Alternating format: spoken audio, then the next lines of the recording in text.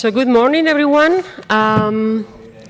It's a pleasure to be here to welcome the students from the Master in Interior Design. And this is a special occasion, and I'm really glad to be welcoming to you all today.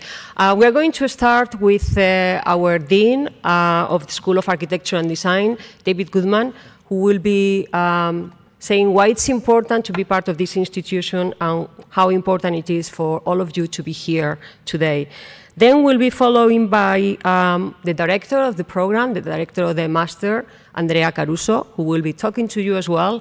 I think that most of you know him, but for some who have just come here today, this will be a great occasion. And then we'll, of course, have our guest, who is Liam Aldous, and he is the creative director and founder of Colorfield, and also he's a good friend of us, and the Madrid correspondent of a very referential publication called Monocol.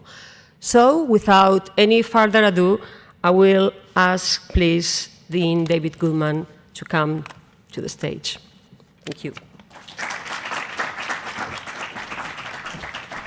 Thanks, Christina. Thank you all for being here today. Some of you I know have traveled a long distance to be here, and I really, I'm glad to see you with us this morning. Well, I'm going to talk just briefly about the institution of which you are now all part.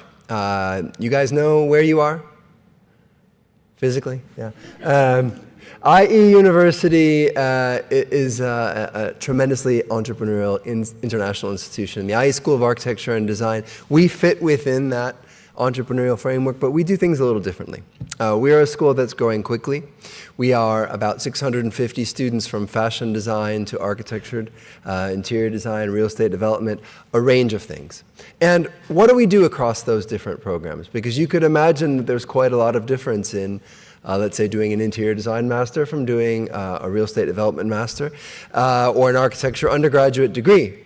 And actually, there's a lot more in common than you would think. Because we have, across all of those different programs, across all of the different scales of operation, we have an attitude that we share. And that is, we look at the world and we say yes and. We look at the world and we accept the conditions that we're given, but we try to add our contribution to it, right? So it's working with the world as found and transforming it. It's worth accepting, let's say, the conditions that we work in, but trying to transform those conditions. It's accepting tradition and adding something new to it. We always look at those things around us and say yes and. And so you're going to be seeing this in the coming months, weeks actually, as we flesh out our new identity. So you are some of the first students in that new rebirth of our school, built around that attitude of saying yes and to the world around us. There's a certain positivity in that, no? I mean, there's a kind of optimism in that message, and I think it really reflects our values as a university and as a school. I want to encourage you guys to get out there, to take advantage of the city of Madrid, but also come visit us on our new creative campus in Segovia, a beautiful campus in the heart of that city on the other side of the mountains. We will be inaugurating it Thursday, with a lecture by the architect Lord Norman Foster. After the lecture, there will be drinks and a party in general, a little runway show, et cetera, et cetera, et cetera. So if you don't already have plans for Thursday night, and maybe your professors have something to say about that, please do join us on the other side of those mountains. It's really a pleasure to welcome you. Thank you for being here today. I will now hand it off to the director of the program, oh my gosh, Caruso. I was going to call you Caruso. Andrea Caruso. Caruso Andrea. I was going with your last name first. Andrea Caruso will be next up. Welcome to the school. Welcome to the program. Thanks for being here.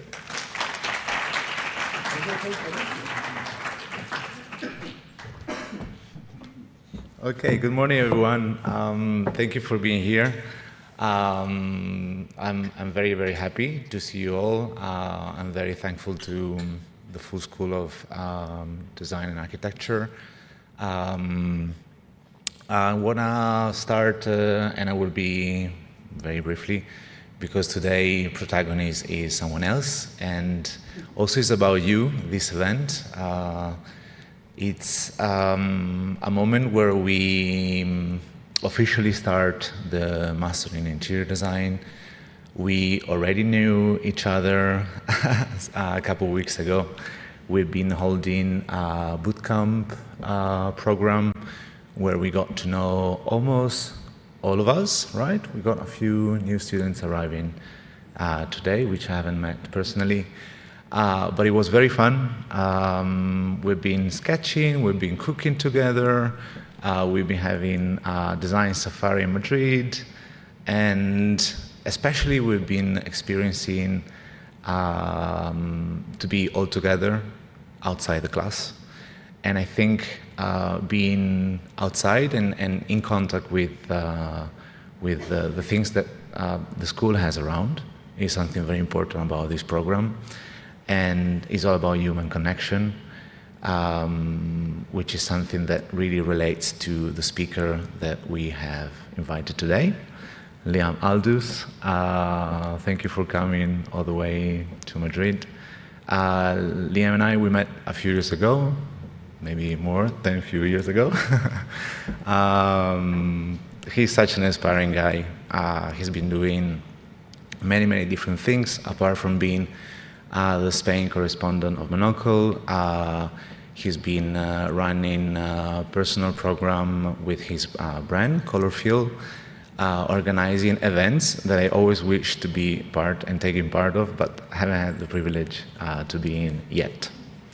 Hopefully soon. But Liam is really try to look at creativity from a different perspective. So holistic view and transdisciplinary is very important to what he does, and also related to a learning experience, which is something very, very inspiring for also this master course, which aims to deliver a new look at interior design and also how we teach it, right? That's why maybe the bootcamp has started in a way that was a little bit non-conventional, but yet very human, right? And this is what we really want to do with interior design in this course. Look at it not just from the embellishment and how to make spaces looking good, but really about what's going on in those spaces and what is the role of the discipline. Should we be political? Should we be responsible? And so on. So all these questions are very, very interesting, and it's going to be very, very exciting to be responding to those this year together. So thank you very much for being here. Liam, welcome. I'll give it to him. Thank you. Okay, hi. Nice to meet you. I don't actually need to stand behind this very cage-like podium because I have a mic. I wanted to start with explaining who I am and why I'm qualified to be speaking in front of you. I think that's always the question you have when you have some so-called expert talking to you. I mean, I moved to Madrid. I don't live here now, but I moved to Madrid in 2011, and I was very intent on becoming a correspondent, a foreign correspondent. I did an internship with Monocle in 2011 as well, and they offered me a job after the internship. It was a very intense time, and I refused the job because I said I wanted to go back to Madrid because London wasn't the city for me. As an Australian, why would I downgrade, So I came back and I just started pitching story ideas. The Monocle had just started a radio station, so I did a lot of work for the radio. And then after a year, they offered me the job of correspondent, which I had never had a fixed position at a magazine before. I was kind of like winging it, But I think the main quality that I had was this innate sense of curiosity. I would walk around the city and I would see things that most Madrileños walk past every day and didn't even notice. And I just started asking questions and pitching ideas. And a lot of those ideas came down to the architecture of the city. And I wasn't an expert in architecture at all. I kind of self-taught myself. But Monocle comes from a perspective of kind of what Andrea was talking about, right? The human dimension of how spaces affect people and how living in them can change lives, improve lives, or, you know, in some cases, make them worse. So the good thing about Monocle is that, and I'm not here to do a pitch or a presentation, a promo of Monocle, but what I love and why I still work for them, I mean, it's been nearly 15 years, is that it's a magazine that talks about excellence in all shapes and forms, in all dimensions, from the smallest venture to, you know, the biggest company or CEO. And so for me, who had just kind of arrived in Spain at a time when the country was in a really crazy crisis. I don't know, crises are always cyclical, but in Spain in 2011, I think when I left Australia, the headline was the lowest unemployment in the history of Australia. And when I got to Spain, it was like the highest unemployment in the history of Spain. I think it got to like 27% or something. And it was, you know, it was a really crazy time to be here. But in that time, that was a moment of immense change, socially, economically, politically, and there were a lot of amazing things happening in the country. So I kind of, you know, put my ear to the ground and found a lot of stories. And I think the country was very receptive to someone talking well about Spain. There was also like a lot of controversy because the New York Times around this time during the Spanish crisis, on the front page of the New York Times, put people in Spain dumpster diving, saying, you know, the crisis is really bad. I mean, in all fairness, dumpster diving is happening at all times in every country, and it was like a real kind of like low blow. And then Monocle was talking about how the creative community in Spain were, you know, really changing the country, and Madrid at that time was also completely metamorphosizing. So at the time, I was just, like I said, I was winging it, but I was telling stories, and it just went from strength to strength. So basically, what I want to talk about today is some of the spaces that have shaped me, not just through Monocle, but also with Colourfield, which I thank both of you actually for the introductions to Colourfield, because no one, not even my friends, can really understand what I'm doing with this weird meta-modern venture. In essence, Colourfield is just a experience design venture, and I design inspiration trips for brands, artists, companies, anyone who's got a budget, basically, or who I want to work with. But it's a way of traveling and learning and conversing in a really different way. So I take people to different countries, cities.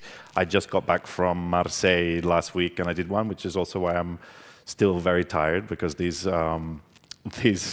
jobs are like, it's like a 4-day non-stop event. It's like producing, I think, back-to-back, like sometimes it's like 14 different moments back-to-back without breathing. It's like a marathon.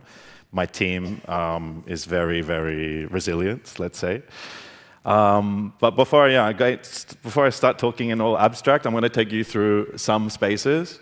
Some of these spaces I'm not talking about, but I wanted to share them because I was going through my archives of some of the stories that I wrote, and some of these places are just like little worlds within worlds.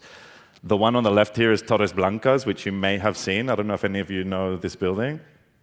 So most of these buildings are like protected citadels that you can't get inside because, you know, everyone wants to get inside. So the doormen are like trolls guarding the bridge. And in Torres Blancas, there was this guy. He looked like an ogre. He was like this big guy. And I basically went just innocently asking if I could come inside. It was a hard no. And then basically I found different residents, like asking around, friends of friends, looking on Instagram, and basically getting residents to let me inside. And one of the residents says, "Oh, I'm actually the presidente de la comunidad," like the residents' president of that year. And, like, I can approve your visit. So, okay, great. So I went with a photographer. We did this full report. I think I was one of the first reporters to do a full extensive report because it was such a hot button place. And the funny thing was, we took photos of different residents, and then when I was coming down, when I was going up, I said to the doorman, yeah, we have permission. He's like, okay, cool, great. And then when I came down, like the elevator opened, and he was like red-faced, like, I called the president, and you were lying to me. You don't have permission. And it turns out that the president that I was talking to was the president of the former year. Like, he said he'd been the president. So I didn't have permission, but the photos were already taken, and it went straight to print. So, but these places are, this Torres Blancas. I mean, I could stand here and give a whole lecture about Torres Blancas. I do warn you, if you're going to try and get inside, that guy is still working there. Walden 7, which is a Ricardo Bofill building. I don't know if any of you know Walden 7. I see one person nodding, or two people nodding, the professors. Walden 7 is on the outskirts of Barcelona, and that's actually me there. I had permission to get into this building from the architect, and they took us around to, all the residents who lived there. This was an amazing building built in the 70s. Ricardo Bofill took a whole team of poets, architects, of course, mathematicians, philosophers, to the Algerian desert to envisage a new form of living, a city within a city, and really poured this kind of meta-modern approach into how to reimagine how people live. And going through the building, it's really interesting to see years on, decades later, how it still works. It still does afford people a higher quality of life, and more importantly, a very strong sense of community. Of course, there's always problems in a community, but they have democratic structures to work through them, and it's really an amazing building. It looks kind of like a beehive or some kind of honeycomb from the outside, and inside it looks like this. But once again, I could do a whole lecture on this building, but I'm not going to. I'm going to go talk you through 5 buildings that have inspired me, shaped me, and I'm also going to share a lesson from each. So it's not just going to be like a visual tour of beauty. So the first one is in Madrid. It's La Cueva de Fernando Higueras. Fernando Higueras, for me, is my favorite architect in Spain. He's one of the least celebrated, but he has a strong body of work in the city. He was not an architect that chased fame or clout. A lot of architects end up kind of becoming gods of their own universe. Fernando Higueras kind of shied away from that. And he did this house, La Cueva de Fernando Higueras, is actually being called the Rasco Infiernos, but that's actually not its name. It was a journalist that called Rasco Infiernos, which means it's a play on skyscraper. It literally translates to hell scraper, because it's an underground house. But before we go to La Cueva de Fernando Higueras, we can start in the Edificio Princesa, which is a Fernando Higueras building. I don't know if you know Argüelles. How many of you are actually like really new to Madrid? Because I need to know if I'm preaching to. Okay. So I'll speak to you like you're newbies. The Edificio Princesa is you may have noticed it already if you've walked around. It's a huge concrete bunker-looking building that's covered in vines and vegetation, and it kind of has it's a little bit of a vertical forest.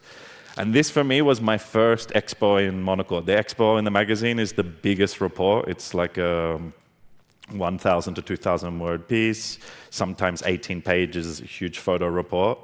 And once again, it's a building heavily protected by some sturdily doormen, mainly because it was built for the generals, the retired generals of the Franco regime. So it's always been heavily protected and a bit of a hot button building. But I found an inn, I found someone who lived there, and I also found an inkling of a story of change in the building. There was a lot of new people because the generals were all passing away, and there was a generational change of younger people, architects mainly, design-focused people buying buildings. So I found like an inkling of a story. And then I talked to the Presidente again. He was a young guy, and that's not him. And basically, The photographer was coming from Barcelona. He was on his way. The report was all set up for the weekend. And then when I was talking to the Presidente, he said, look, we've actually enacted this new system of digital voting, so I need to ask all the residents if they're okay with you doing this report. And, you know, knowing the demographic of the people there, I was like, this is not good news, because democracy sometimes doesn't work. And he basically said, unless you give a little like gesture of appreciation to the community. And I'm like, is he asking for a bribe? Like, and then I was like, well, that's kind of like, you know, that's not really ethical. I don't know, like, what do you mean? And eventually he was just like, he was asking for like 100 euros. And I was like, oh, yeah, I think I can expense that. Like 100 euros to like guarantee the report. Like, and I was like, what's the 100 euros going to? I don't know, is it going to him or is it going to, he said, no, it's for the community. So like, you know, this is my first big report. You know, sometimes you have to do some underhand dealings, but, you know, I don't think that was a victimless crime. So yeah, I paid the 100 euros. Well, Monaco paid the 100 euros. And I got inside to all these residents' houses. This is like a young family who had taken over and reformed one of their houses. This lady I found, she was the ex-foreign correspondent for the Vatican in Spain. She's since actually passed away, but she was, her house obviously, she's got this amazing portrait of herself above the fireplace. It really is amazing when you do these reports, because you go into these amazing buildings and then you go into these other mini worlds within the buildings and you see how everyone expresses themselves differently. But the building itself is spectacular. It was definitely before its time, talking about ecological, you know, even some technological features that, you know, weren't even, you know, in the modern lexicon at the time. But the interesting thing was that Fernando Higueras himself was, you know, he wasn't necessarily the right candidate to do a job for the military regime. He was asked in 1967, so it was, you know, the Franco regime was until 1975. And he set to work, but basically when they called him up the first time, he refused to answer the phone because he dodged military service, so he thought they were calling him up to put him in prison.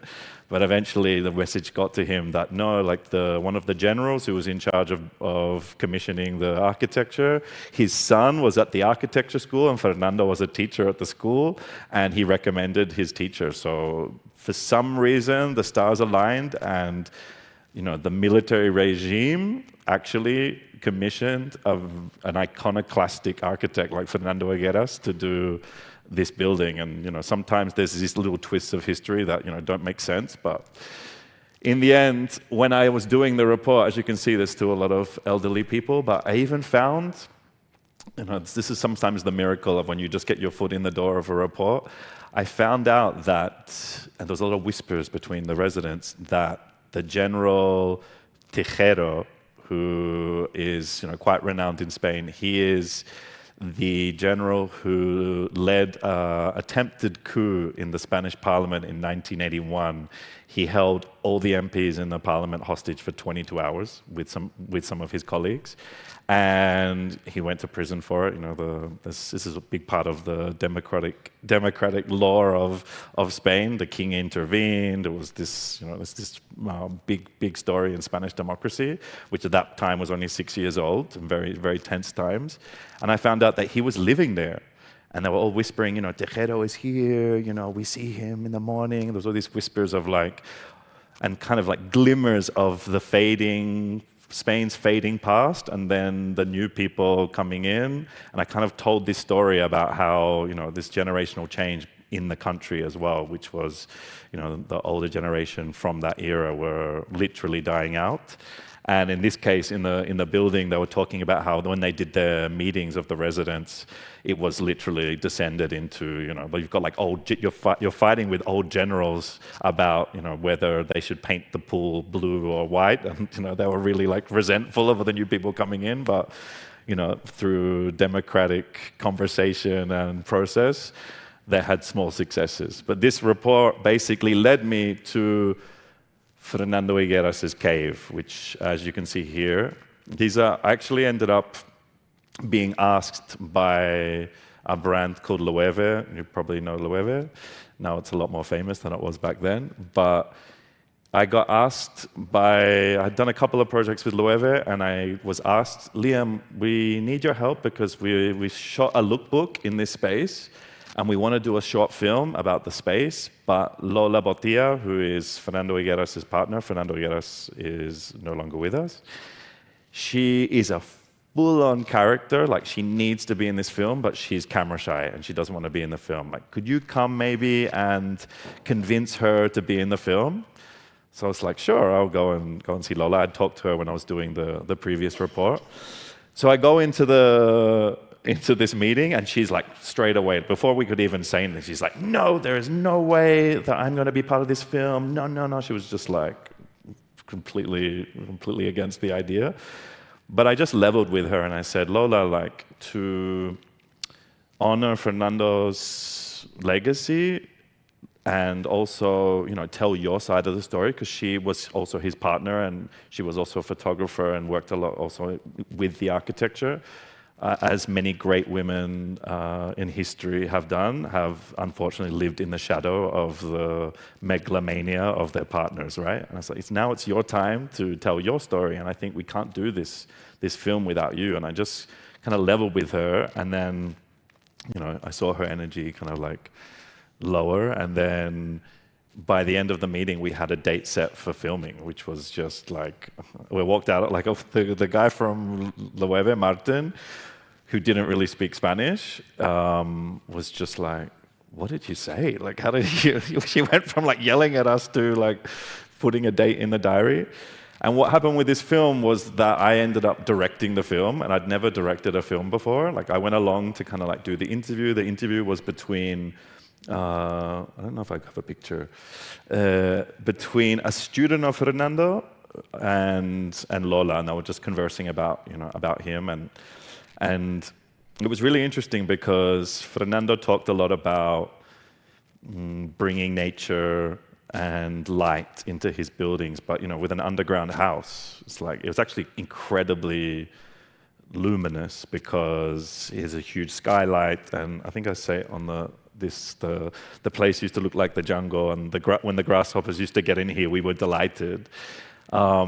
She was talking about that, and there was a moment when we were just conversing about Fernando, and then from above, because they were seated below this like 2-story high skylight, a grasshopper literally fell down from the roof and landed on Lola's shoulder. And she was like, she didn't flinch. She was like, oh, look, it's Fernando. He's come to join us. And then she just started she just kept talking. And I was just behind the camera going, this is insane. Like, she just kept talking. And the grasshopper just stayed there, moving its feelers or whatever. And I was just like, this is really, really crazy. I think I have a picture here. Say, look, it's Fernando. He's perched himself here. And then she said, he never wanted to leave. So this for me was like another first. I ended up filming a documentary, kind of mini documentary, and it was. I think I'm doing double microphone here, so I'm going to move with my lesson. So I think with the lesson that I learned from this whole building, yes, okay, good. I don't even know my own presentation. The lesson that I learned here was that it's really important to think outside the box. Fernando, obviously, he wasn't a person who was very regimented, but he was actually contacted by the regime to build this incredible building. But then the fact that he then went and built an underground house, there's many theories as to why he did this. One of them is that he, was so downtrodden by having to deal with so many generals and so many clients. Many of those experiences, I'm sure you'll have in your future years dealing with the clients. That he wanted to retreat and dig a house dig a kind of like premature grave, if you will. But Lola told me in the documentary that actually he was a little bit esoteric, and he was actually doing a tarot reading at one point, and the death card kept coming up. And he was like very, very kind of unsettled by the death card like continuously coming up. And the tarot reader said to him, I don't know what to tell you, but I can definitely see you, 6 feet underground with a cypress tree on top. Like, it's just the cards don't lie. And so Fernando, to kind of cheat death, dug an underground house and planted a cypress tree on top and said, I'm going to live a few more years. He was definitely a madman, but that's a common thread in most of these stories. But I think the lesson here is think outside the box, but sometimes you need to infiltrate the box to enact change from within, which is what Fernando did beautifully. But also sometimes be mindful of who you dance with, because you might end up also digging a premature grave. The next story is Espai Verde. I actually don't remember the year that I did this. I think it was 2017, 2018, quite a few years later than the previous story. Espai Verde is a similar building. It's in Valencia, obviously. It's another brutalist, modernist. It's kind of like doesn't fit into any category. It was also built by a bit of a madman, like I said. It was envisaged in the 1980s, and Antonio, his name is, because he's not really a famous architect, he basically did a few houses and then this building, and then he retired living inside the building. It's Antonio Cortés Ferrando. It was built over 4 phases over a decade, and it's a crazy building. It's built with, it's just everywhere you look. I think it's 12 stories high. Every balcony has about 6 feet deep of earth, so they can plant actual trees on their balcony, so you've got this kind of vertical forest. The architect himself said he built it like a stairway to a higher realm. He built a multi-faith oratory in the center of the complex, where every month there's Islamic, Christian, Lutheran, Jewish, and Hindu representatives come together for multi-faith services. He was quite a spiritual man. He also loved to stay fit, so he built a running track through the middle of the building. He was also incredibly visionary for his time. This is him. This is Fernando here. So the building itself is it's very, very strange, but it was built on the outskirts of the city. And I wanted to read a little bit of my article because, I don't want to be quoting myself here, but I feel like I'll do it a disservice if I try and do it from memory. So basically, when I was walking through the building, I got a sense that Antonio had semi-lost his mind. And that was because he was a very eccentric character, but I noticed that everywhere he walked, people would come out of their houses and either complain about something or ask him advice on something. And he was kind of like lapping up this dynamic of being a god of his self-built universe. I've seen this a few times when I go on the buildings with the architects. It's a very perilous journey for them because anything that's gone wrong, people come out sometimes with their broomsticks. And I just saw that maybe he had, his sense of ego had calcified by living in this building that he had designed and was very proud of. He'd become a very kind of eccentric, conservative guy. So up on the 10th floor, in a living room featuring a 5-meter tall ficus tree, Ferrando, the architect, is banging away on his piano. We would just be talking, and then suddenly he would okay, now I'm going to play you a song, and he would bang out on the piano. It was sometimes as a journalist, you just have to observe and and just nod and Louis Theroux style. I love improvising, he says with a cheeky smile. My architecture professors told me to leave the vegetation to gardeners, so I read and taught myself. This same inquisitive spirit pushed him to incorporate his notional ideas into the building plans. Foundations were turned 45 degrees for optimum sunlight. Apartments were given offices based on his prediction that people would eventually work more from home. This was in the 1980s, mind you. Chutes were installed in the walls to accommodate broadband cables. He was a huge subscriber to the theory of the Internet of Things, and he said that, you know, in the future everything would be connected. This was when the internet was the nascent craze of futurists. He designed artificial intelligence systems, again in the 80s, reducing repetitive calculation times from weeks to minutes, and bought one of Spain's first mainframes, which were huge computers that were used back then only by banks and universities, to automate his ideas into code. So he was an incredible visionary. He really stepped through fire to achieve his goal. You know, a lot of these building projects, go bankrupt several times in the building process, but he managed to, push through. And he had become an incredibly spiritual character. Like I said, very, very conservative. He shared some, quite eyebrow-raising views with me at the time, but it was also like incredible to see that he'd created his own, he'd literally manifested his own universe. So the lesson for Espai Verde, okay, I'm getting ahead of myself, which I think applies to all of us in our lives, but I like to say that we should keep that messianic God complex in check, especially when you're a designer of spaces. If you can literally change the fabric of experienced reality, then that is a huge boon to your ego, and you really need to check your God complex.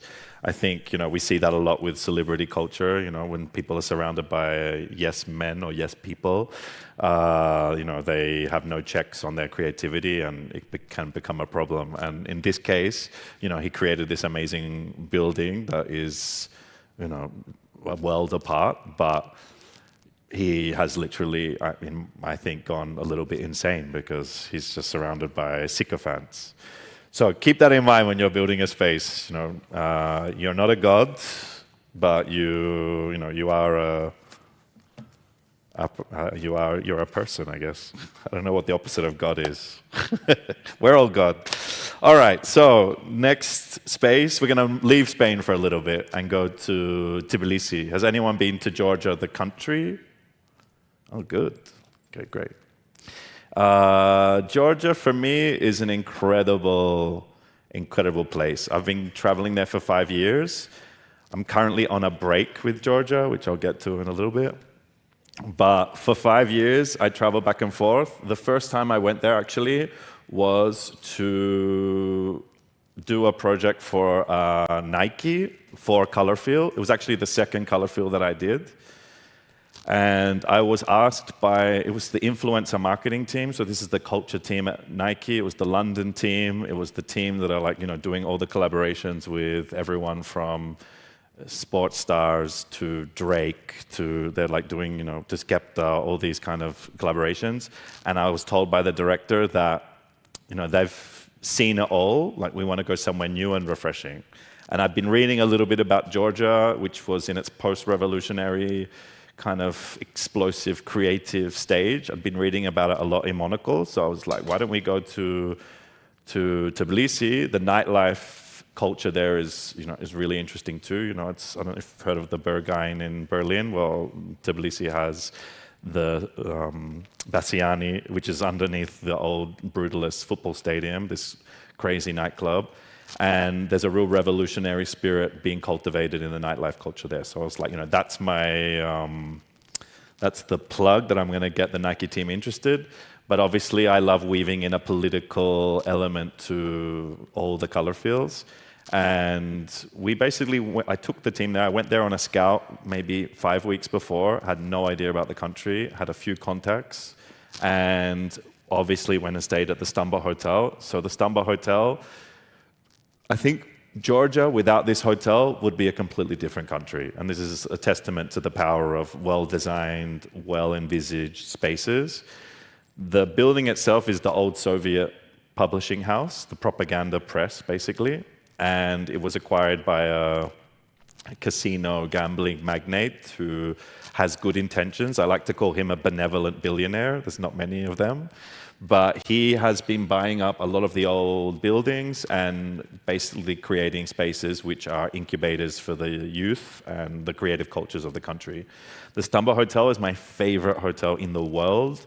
It's massive. It's not just a hotel. It's, these are the rooms. It's not just a hotel. It's a precinct of creativity. You have several restaurants in there. You have a photography museum in there. You have artist studios. A lot of spaces in the squares and plazas. And when I went there, I just started meeting artists. And with every color feel, I like to say it's like casting a theater or a film production. Basically, when I take groups to a place, it's not just about like taking them here and there and them being spectators. I like to kind of hire artists or people to be actors, sometimes secretly, to speak to a certain idea that really kind of furnishes this script that goes over 3 days. So to put that into perspective, at one of the nightclubs, which was in like a semi-abandoned building, but this beautiful club in this reformed apartment, I hired several activists and artists, giving them photos of some of the team to spark conversations and to tell them, why these clubs are so important in Georgia, and just like have these like serendipitous conversations. But there's a lot of it's kind of like creating a reality TV show, but without the cameras and without the kind of nefarious, exploitative intentions behind it. I'm just trying to get people to talk and have and shift their perspectives. But back to the hotel, the story of the hotel is amazing because this is also a lesson for you all. The hotel initially was going to be a Four Seasons, and the owner, the benevolent billionaire, one day went to one of his younger friends, who is one of Georgia's biggest rappers, a multidisciplinary artist in his own right. And the benevolent billionaire came with this big brand book, plonked it down and said, okay, we need to choose the marble for the bathrooms. We have 200 options, but it's the brand book of the Four Seasons, and we can't draw outside the lines.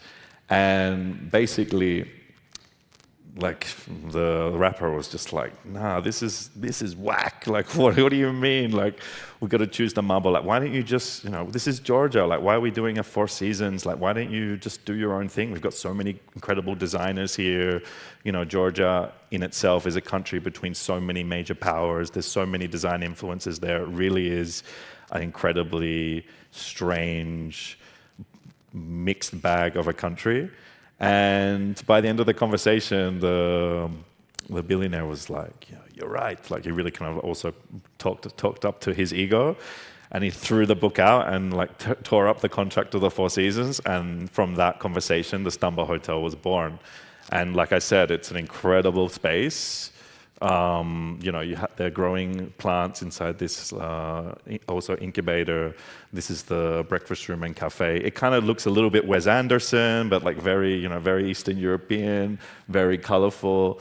And it was an incredible space to do a color fill. Even when the group first arrived, the first experience I did, we kind of convened as a group, and I sent them off all on mini missions separately to find a person, or to find a place and a person, and they had a question to ask them.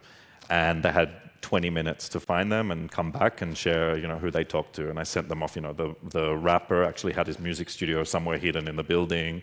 One of the team members went and talked to someone working at the bar who told them that this was an incredible honor for him and his family to be working in this hotel. It was the most esteemed project of the country. And it kind of created this collective consciousness. When everyone came back and shared, all their stories about people living in this building, it gave them a collective consciousness, not just of what the feeling was in the country, but also, how the building worked. It also was great for me because anytime anyone asked, oh, where's the gym or where's the bar? I was like, ask the group. You have an expert in each field, so you don't need to bother me. Okay, so the lesson is very, very simple. I would say always try and stay creative. Sorry, this double echo is not good. try and stay creative and trust your creative spark. You know, just like the rapper told the benevolent billionaire, you know, you can also do your own thing, you know, especially if you're a billionaire. I mean, if you've got the money, like, why are you signing up to the Four Seasons, you know? Have a little bit of confidence in yourself. Your creative spark in the end is your human spirit. So, I mean, that's what does separate us from the machine. And remember that the machine is just a calculator, you know? It's not a painter, it's not a designer, it's not a tailor, and it's definitely not an architect. So the human perspective, the spirit, the spark is what we have, and that is our power. So the Stambaugh Hotel is a testament to that. I mean, just from one decision, you have this incredible embassy of Georgian culture, past, present, and future. And the owner has since built 3 more hotels. He's got a complex and an old sewing factory, which is like a retail and hospitality complex. He bought an old radio factory and is turning that into the same. And he also bought a village on the outskirts of Georgia called Udabno, where they're growing almonds and they have water buffalo, and it's kind of a village of cheese making and wine making, and yeah, it's an incredible world. But the reason I should also share why I'm on a temporary break from Georgia, I also run a festival. It's a micro festival. It's only for like 50 to 100 people. And we did our second edition in Tbilisi last year, but just before I think it was about 8 days before, there was a political rebellion in the country, and it was incredibly difficult. Everyone kind of lost their minds because it was like really it's a highly traumatized country, and I kind of think it really touched a nerve, and everyone kind of like unfocused. One of the sponsors pulled out. It just kind of like unraveled, and we had to we canceled the festival, but then people who'd bought their tickets were still like, we're still going to come, we're going to support you. So in the end, we canceled, we had no money, and people still came, and I had to like host a group of, in the end, it was I think it was only 12 people, do a 3-day kind of like hosting activity, which was another test in creativity, in the creativity of limits, which is sometimes the best kind. And I ended up leaving incredibly traumatized because when you have a big project that collapses, it's not a good time. And the amount of people that I was kind of like calling so many people like there was a death or something. It was incredibly taxing. I actually have written the story about the collapse because I feel like it's a incredibly valuable story for any creative of how to navigate, those times. I think they're incredibly telling of your character sometimes, but it's a very, very complex story. But if you wanna read it, I'll share at the end of this. So let's leave Georgia, because it's touching my trauma nerve, and go to Marseille. So I just got back from Marseille last week. Yeah. Feels like a distant memory because it was another intense 4-day production. And we ended up doing, basically, just to paint the picture a little, it was another job for Nike. It was the Nike communications team. And I tried to find a good hotel, like as the previous entry showed.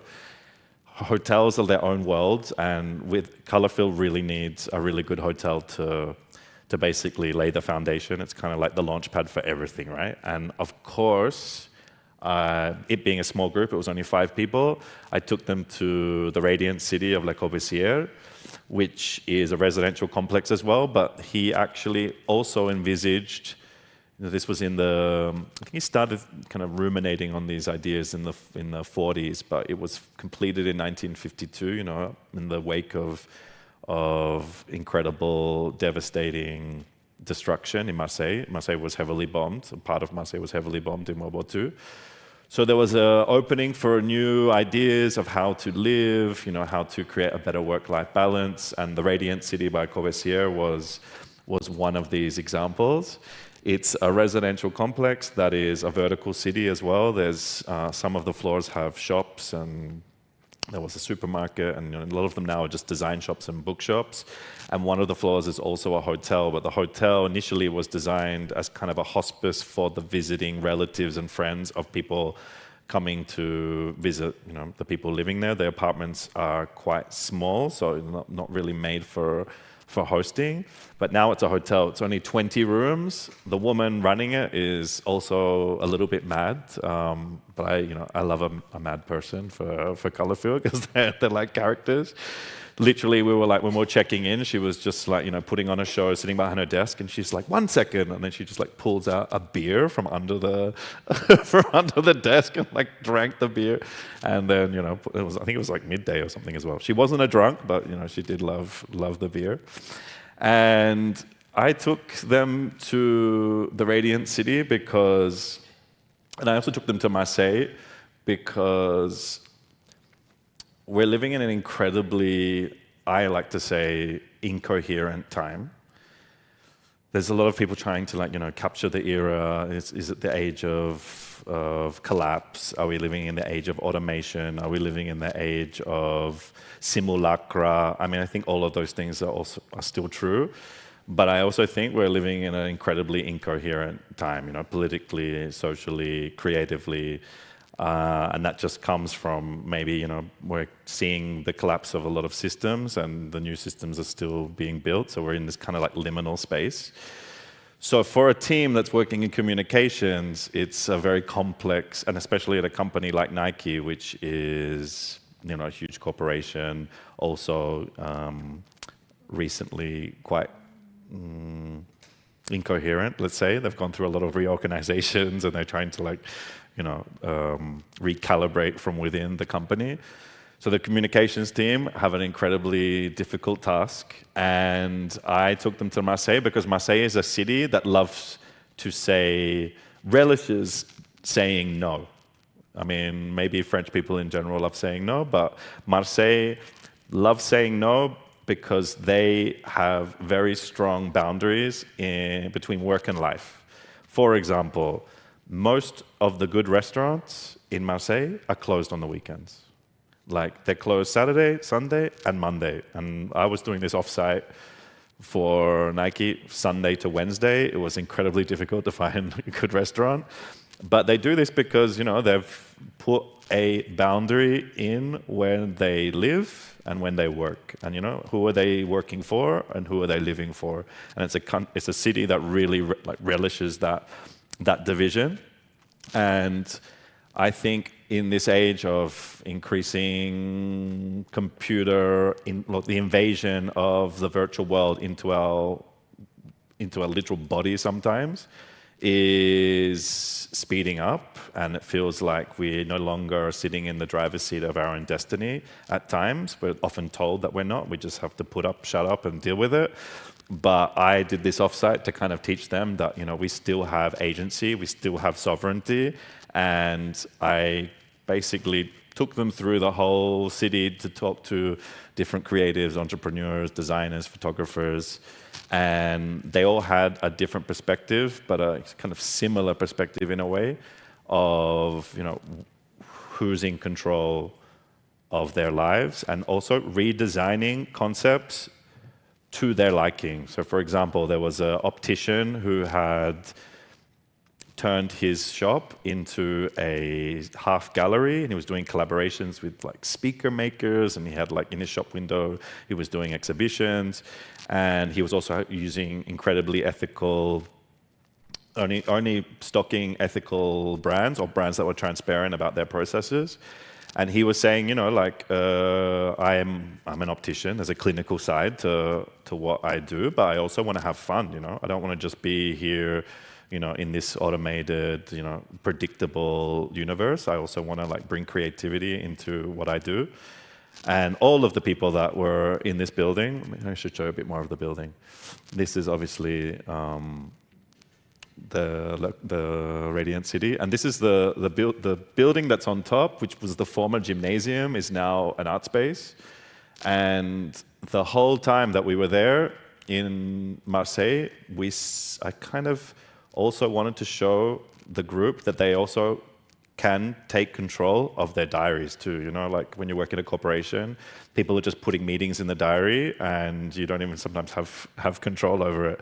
And I was telling them, like, if you don't actually make space to bring in some joy and creativity, even in your daily schedule or weekly schedule, then you're just going to get swamped by all the demands of everyone else. And that's a lesson for all of us, right? So we sat over the course of the 4 days in 5 different circles, in 5 different formats.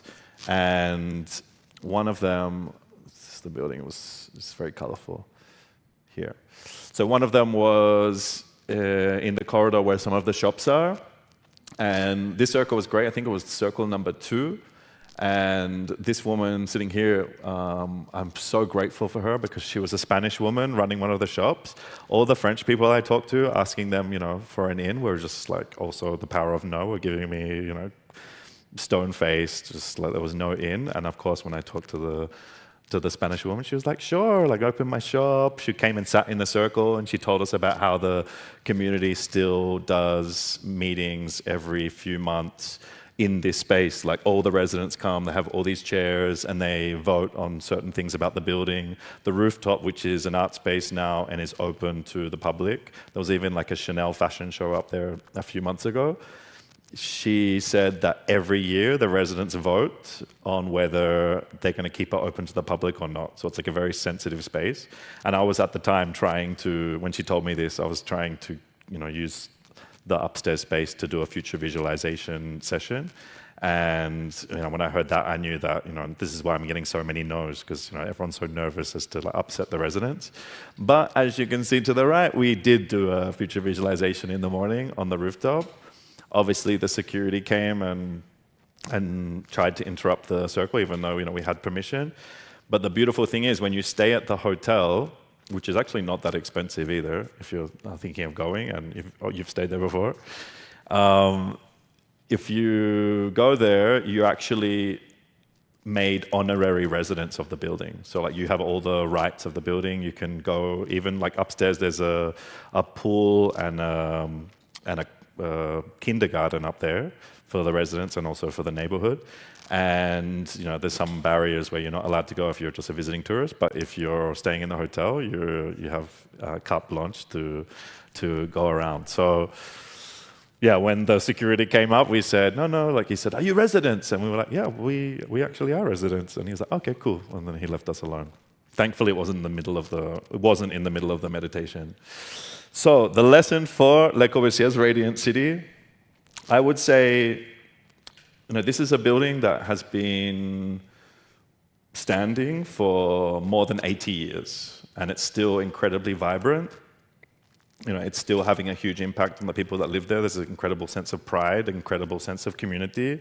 Obviously, there's some outdated features, and you know, there's difficulties in several aspects, but you really, when you're an architect or a designer, you're not just trying to satisfy the needs or even the wants of the client in that moment.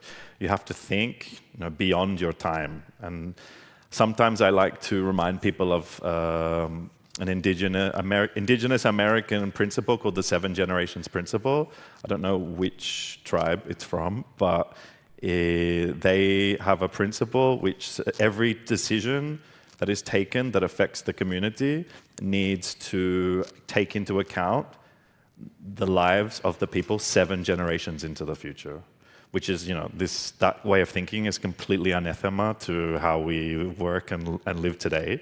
But maybe if we, you know, incorporated that principle, like many architects do, you know, even with Espai Verd in the place in Valencia, you know, he was building, you know, chutes for cables for the internet when, you know, people didn't even have computers back then, and he was well ahead of his time. So you really need to think ahead of your time and really think about, you know, how people are going to live in the space. And, you know, for me, I was a participant or a temporary resident in the building, and it's like a playground, this place, you know. Like, I'm obviously bringing an outside team there to be inspired on a completely, you know, different dimensional level, but, you know, it speaks to the power of the building and of Le Corbusier's thinking. He's not incredibly universally, let's say, liked in Marseille. Some of them refer to him as the madman, or I don't know what it is in French because my French is horrible, but they call it like the madman's lair or something.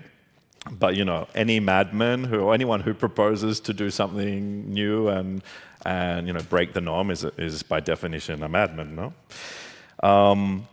And also another quote, which just to quote a Spanish great, Gaudi also said that to be original is to go back to the origin. So originality doesn't have to be this completely extra stratospheric thing. It can also just be going back to basics, no? And I think that's why this building stands the test of time, is because it really just addressed the needs of the people that live there. He talked about this concept of a machine for living in, and we explored while we're there whether the machine, like what is the machine? Is the machine a building? Is the machine a corporation? Is the machine the country? I mean, I think the machine is every big system, and we have to really ask ourselves, is the machine there to give us food, or are we inevitably its fuel?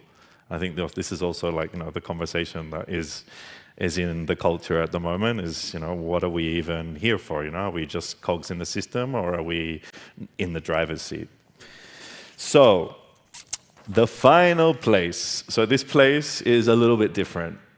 La Medina in Ibiza. So this story is also a very long story. I've written about it as well, so I can just direct you there because it's a little bit of a saga. But La Medina is a place that kind of saved me.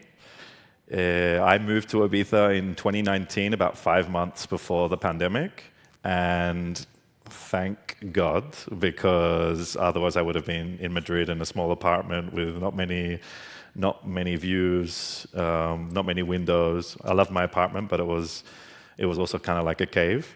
And I moved to Ibiza, just intuitively. I needed to focus on color feel. I wanted to write a book. Perfect. And I went there, and then 5 months later, the world completely went insane. And I ended up staying in this house. So this house wasn't my house. It was actually while I was, in my house, living on a hill in a forest. It was an incredibly beautiful place to be in the lockdown. And I got a message from a friend of a friend who I'd met one time, and she said, "Listen, we don't know each other, but I have this incredible story, and I need to share it with someone. I'm told you're the person that I should tell. Can I come and see you?" And I was like, "Whoa, it's lockdown." And she's like, "It's fine." And so she drove over to my house, and she told me this story of, she was an artist, a photographer, and she said she got a call one day from the gallery saying, "There's an old man here who wants to buy one of your works, and he insists on meeting you first, so come down." So she went down to the gallery. There was a guy in his late 70s sitting there. He was an incredibly eccentric guy. And they talked, they chatted. It was for an hour. And then he says, "Okay, I'm going to buy your artwork, but you need to bring it to my house because it won't fit in my car." So she drives to his house, and she finds this house that is basically overtaken by the jungle. It was a house that hadn't been touched in 30 years. He was living there. And it wasn't just a house, it was actually a collection of buildings, an old Ibicenco finca, which he had also built all these other constructions, like temples and domes and just towers. It was a really, really strange place, but because he hadn't touched it in 30 years, it looked like a temple from an Indiana Jones film or something. She went inside to one of the buildings, and inside the building there was a donkey inside, a peacock inside, hay on the ground, chickens running around everywhere. And she was like, "This is incredible. How are you living like this?" It looked like a scene out of Bethlehem or something. And he looked at her and said, "You are the one." And she was like, "What do you mean I'm the one?" He's like, No, don't worry, but it's you."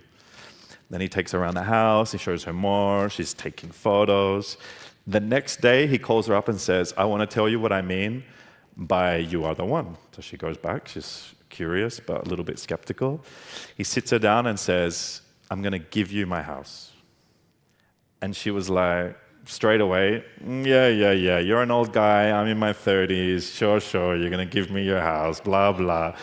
And she was like, no. He said, no, you're the only person that came here and reacted in a positive way. Everyone comes here and calls me disgusting, they call me sick, they call me crazy, but you got it. You understood that I'm here living with my animals in my own like protectorate.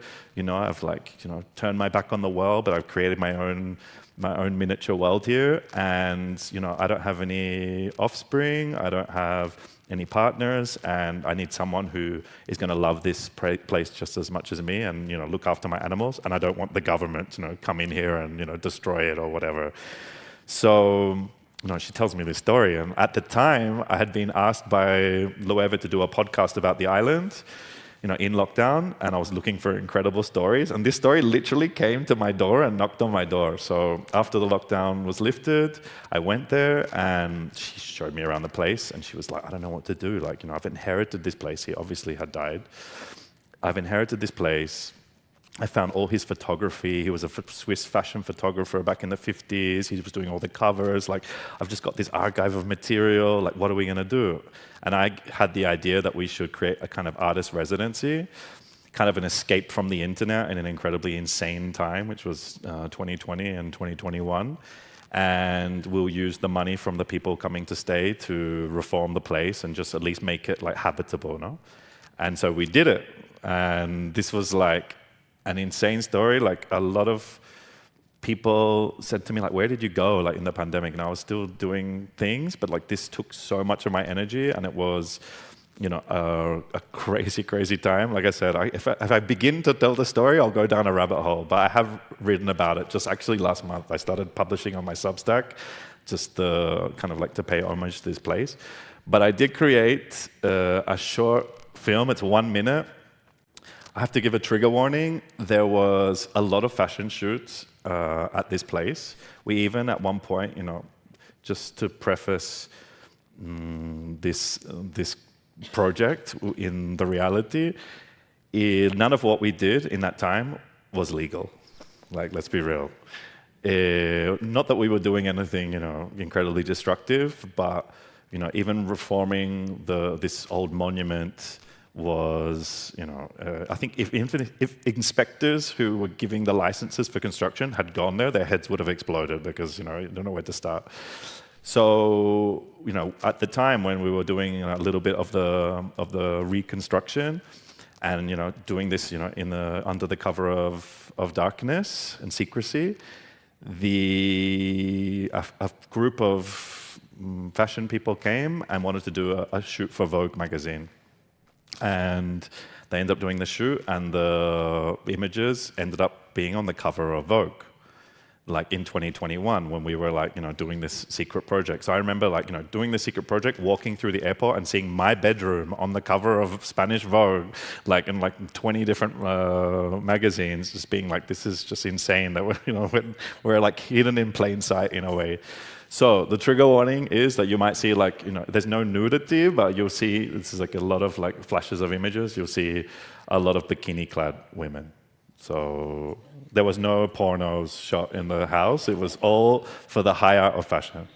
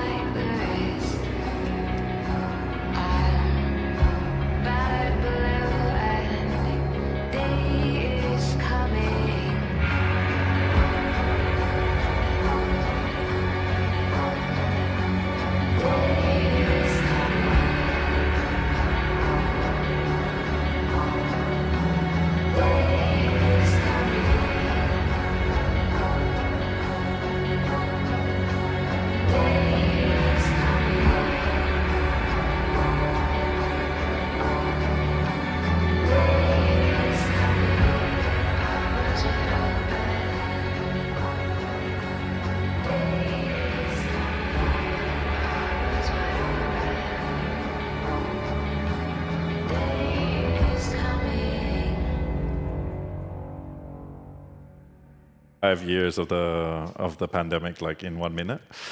We did a lot of events there. A lot of incredible people came to stay. I just checked the time. I didn't realize I've gone so over time. So I am wrapping up, I promise. The lesson from La Medina, there's too many lessons, and a lot of them I wrote in this story that I published on my Substack.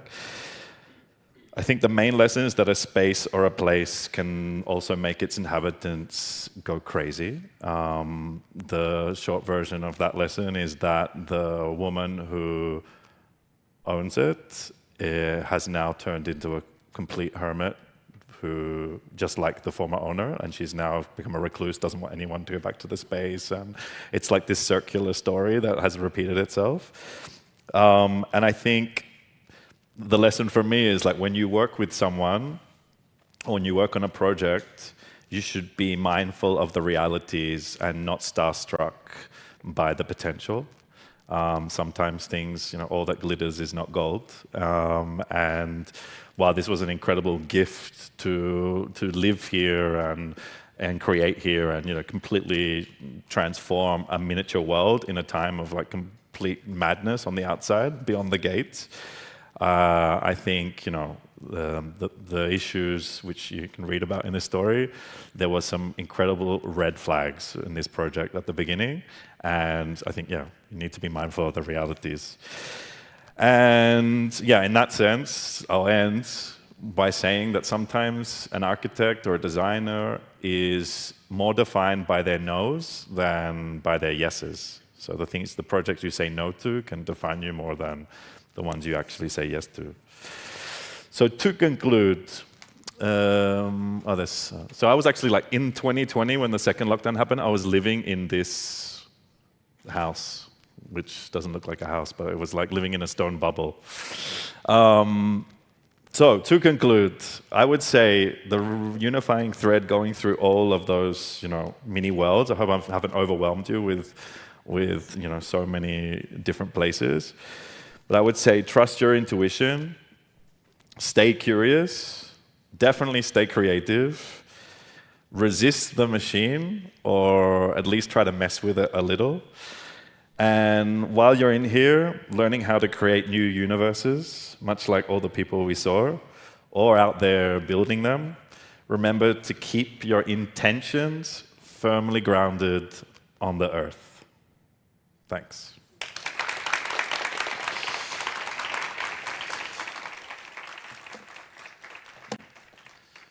Are there questions or in the coffee? No? Good, thanks. Sorry. We're going to have questions. Yes, we're going to have questions. Thank you, Liam, for your messages, your stories. I think that one message that maybe you didn't mention is how powerful it is to be a good storyteller, as you were.